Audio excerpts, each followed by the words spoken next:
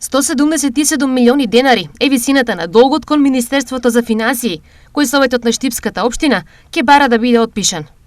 Зошто општината се реши на ваков чекор? Жалосно е и нечовечки е во ваква криза, во вакви околности, Министерство за финансии и државата да наплаќа од општина камата во износ од 50.000 евра.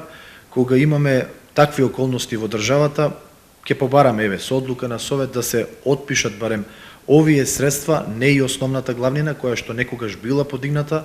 Од овие обврски ние не бегаме, ќе ги враќаме, ќе ги вратиме, но каматата е она која што бараме да не биде отпишана. Јорданов изразува делумен оптимизам дека Министерството ќе излезе во пресрет на нивното барање. Дали ќе успееме, не сум сигурен, заради околностите, заради политичката ситуација, наше е да пробаме.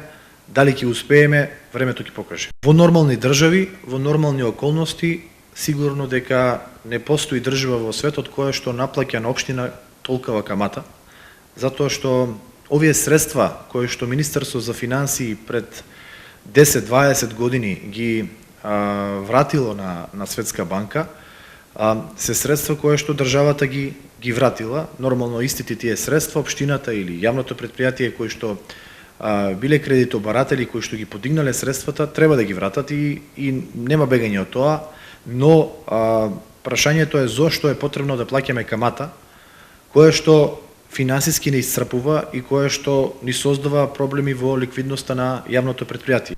Поради финансиската криза, јавното предпријатие ИСАР во наредните 6 месеци прогласи мораториум за нови вработувања и исплата на прековремена работа, но и продажба на дел од имотот. За да одржи ликвидноста, општината на сметка на јавното предпријатие пред еден месец префрли 18 милиони денари.